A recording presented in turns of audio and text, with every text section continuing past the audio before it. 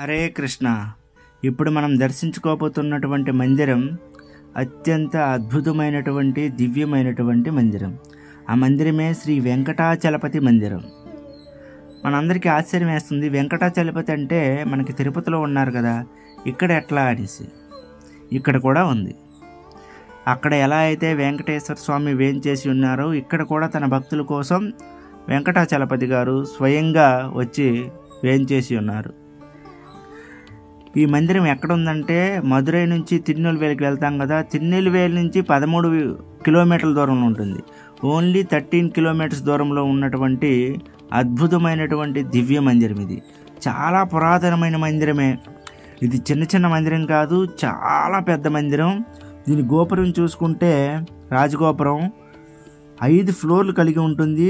110 మీటర్లు పొడవుగా ఉంటుంది. 110 ఫీటు అనమాట. చాలా పొడవైనటువంటి మందిరం. లోపల శిల్పకళ కూడా చాలా అద్భుతంగా ఉంటుంది.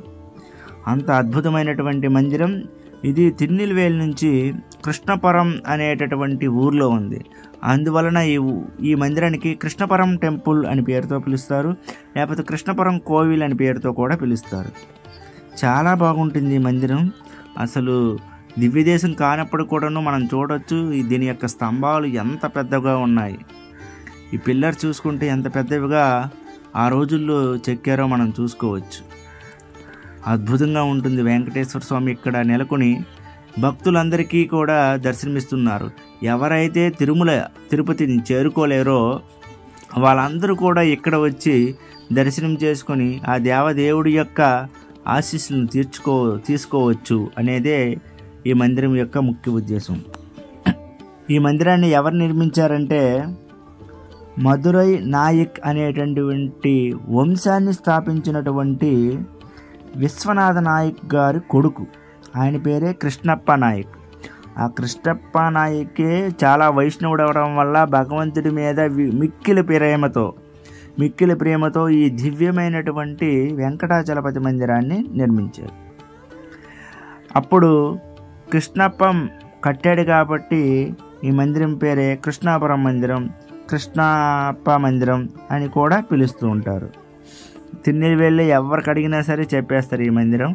అంత ఫేమస్ అనమాట. ఇక్కడ భగవంతుడు సేమ్ వెంకటేశ్వర స్వామిలాగే శంఖ చక్ర గదా పద్మములు కలిగి ఉంటారు. అంటే శంఖము చక్రము అభయ ముద్రతో ఉంటారు. ఇక్కడ కడాస్తంతో ఉంటారు. ఇక్కడ అద్భుతమైనటువంటి తెప్పకుళం కూడా ఉంది, అంటే తీర్థము పుష్కరిణి కూడా ఉంది. మనకు తిరుమలలో ఎలా అయితే స్వామి పుష్కరిణి ఉందో అదేవిధంగా ఇక్కడ కూడా దివ్యమైనటువంటి తెప్పకుళం అనే పేరుతో పిలువబడినటువంటి తీర్థం పుష్కరిణి ఉంది. ఇక్కడ అమ్మవారి పేరు సేమ్ పద్మావతి. తిరుపతిలో ఎలా ఉందో అలాగే పద్మావతి. ఇంకా సోమవారి పక్కన శ్రీదేవి భూదేవులు కూడా ఉంటారు. ఇక్కడ అనేకమైనటువంటి మండపాలు ఉన్నాయి భగవంతుడికి వివాహం కోసము.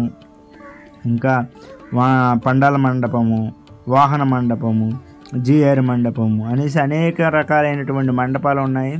అనేకమైనటువంటి సాంస్కృతిక కార్యక్రమాలు కూడా ఇక్కడ జరుగుతూ ఉంటాయి. ఇక్కడ ఆ యొక్క మీరు చూస్తూనే ఉంటారు. ఇక్కడ చూసినట్లయితే పెద్ద పెద్ద స్తంభాలు, ఆ పిల్లర్స్కి అద్భుతమైనటువంటి ఆకృతులు కలిగినటువంటి దివ్య శిల్పాలు చెక్కబడి ఉన్నాయి. ఇక్కడ మ్యూజికల్ శిల్పాలు కూడా ఉన్నాయి. ఇక్కడ మనం దానికి టచ్ చేసినట్లయితే రకరకాలైనటువంటి శబ్దాలు, ధ్వనులు మనకి ఇస్తాయన్నమాట. చాలా అందంగా ఉంది. అసలు దివ్యదేశం కాదు, ఈ విధంగా ఎలా కట్టారబ్బా అని అనిపిస్తుంది. ఆ రోజుల్లో కట్టారంటే ఇది ఆసామాషి కాదు.